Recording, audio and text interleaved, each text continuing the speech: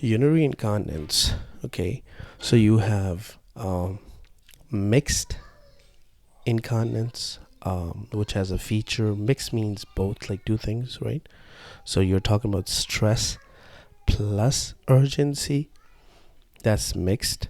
So specifically, each of them have their own mechanisms and associations. But when we are looking at two things together, the features of stress and urgency, we call it mixed. Okay, so now let's talk about one by one.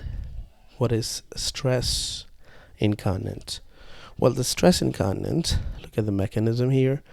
You have the outlet incompetence, which is urethral hypermobility or intrinsic sphincter deficiency. So the outlet is incompetent, either due to you have urethral hypermobility, urethra is so much having a lot of mobility there, or intrinsic sphincter deficiency, or you don't even have the sphincters, which is going to cause leak when you increase the intra-abdominal pressure. While you sneeze, lift, cough, all of them, whatever increases the intra-abdominal pressure is going to cause the leak of urine. Okay, so that's why you have the positive bladder stress test, which is directly observed leakage from urethra upon coughing or Valsalva maneuver, and both of them increase the intra-abdominal pressure. So here you increase intra-abdominal pressure, you just have a leak, and that's called stress. When you have a stress, that increase in intra-abdominal pressure causes leak. Associations: obesity. You have obesity, so you have weak muscles. Pregnancy: due to pregnancy, again weak muscles. Vaginal delivery: through vaginal delivery, now you have weakened the muscles. Prostate surgery: again you did the surgery, now you weaken the muscles. So treatment is to strengthen those muscles, right? So pelvic floor muscle strengthening, which is called Kegel exercising or Kegel exercises. Weight loss for obesity or pessaries, that can be used. So when you do the Kegel exercise, the question is which muscle is being strengthened. That's the levator ani muscle. Levator ani muscles. Levator ani muscles. Okay, so that's all stress. So reviewing back the stress, you put the stress on, you increase pressure, we cause leak because of the muscles are weak, so strengthen those muscles. Urgency incontinence. What is this thing? You have the detrusor hyperactivity excuse me, or overactivity, right? Detrusor overactivity, which causes leak with urge to void immediately. Detrusor is a big muscle, right? So that muscle, when it tries to contract, I mean, you don't have time. You want to avoid immediately because it's gonna go out, right? So associations are UTI. UTI causes the detrusor to be overactive because there's an infection, there's an inflammation there, right? Treatment: you have the Kegel exercises, bladder training, which means like time voiding, distraction, or relaxation techniques. Can give antimuscarinics or oxybutynin for overactive bladder. What is oxybutynin? Well, oxybutynin is an M3 antagonist, right? So so before we talk about M3 antagonist, so we have the M3 receptors on the bladder. So if we are going to inhibit those M3 receptors, we're going to cause bladder relaxation. That's what we need, right? We need to relax this hyperactive bladder, so oxybutynin can work. Or bigron can also be used. So this is the urgency. Urgency, you are going to void immediately. The whole thing will be out. Why? Because the detrusor muscle is hyperactive, and you can just have time voiding. After 2 hours you're gonna void, after 1 hour you're gonna void, so you don't have that a lot of pressure build up over there. That's one of the things you can do, and the rest of treatment is here. All right, moving on with the overflow incontinence. We have incomplete. Now these ones were like telling them to go out. Right now we have in here, we have overflow. There's an overflow. So there's an incomplete emptying, detrusor underactivity or outlet obstruction, which causes leak with overfilling. So when you have filled the balloon so much, now you won't see the leak, because it's a balloon that, how much stretch can you do on it, right? So you will have an increase in post-vital residual on catheterization or ultrasound.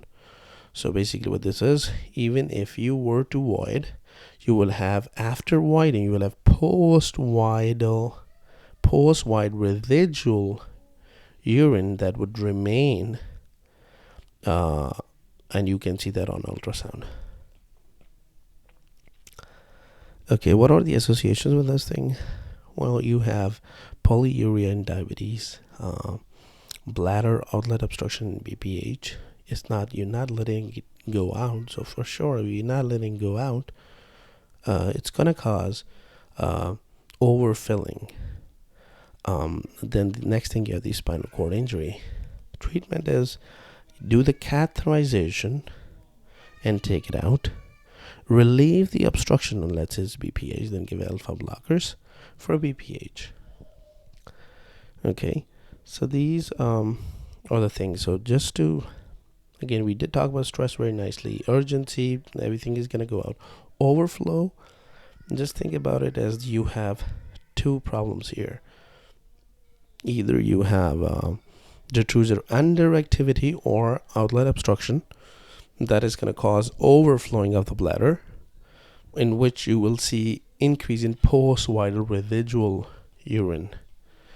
Okay, and that can be seen with diabetes or BPH, and treatment could be just catheterization or treat the BPH.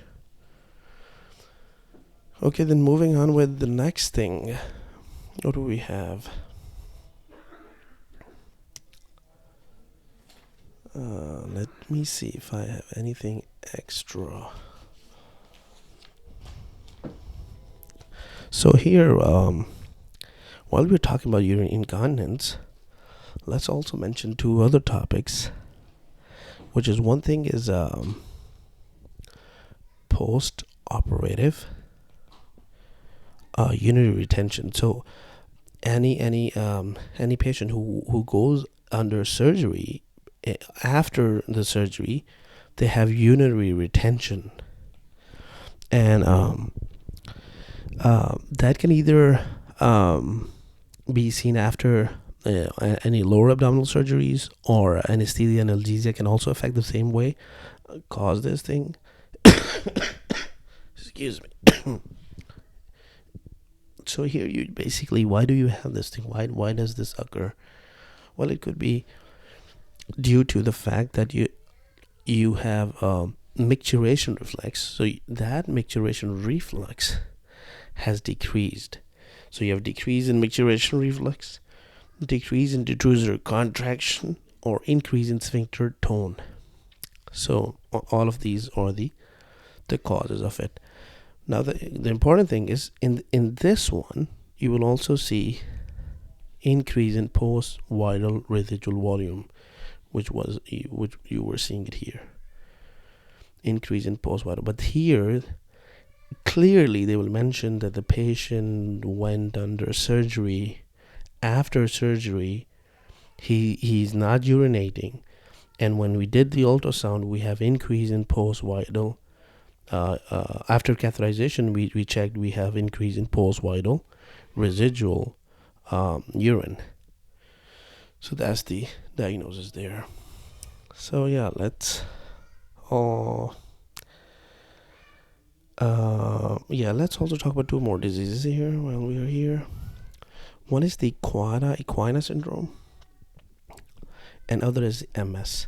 In quad equina syndrome, you have a lower motor neuron lesion. In MS, you have upper motor neuron lesion.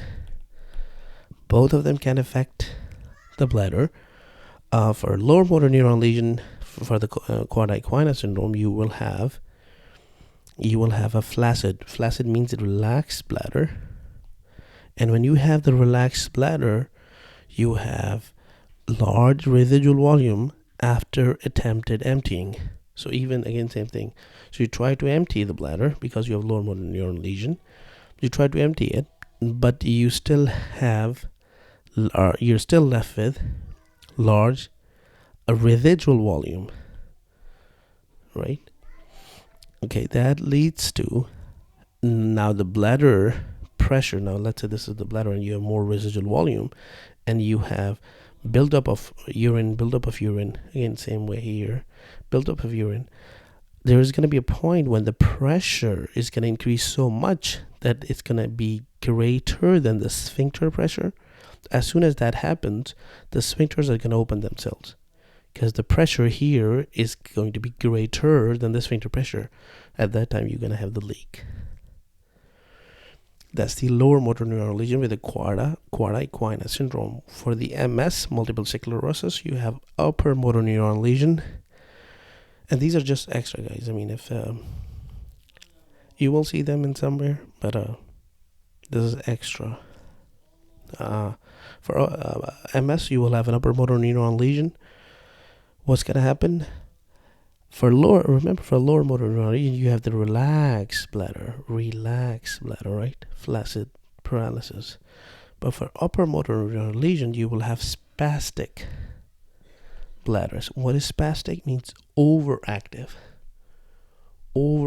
bladder. Okay.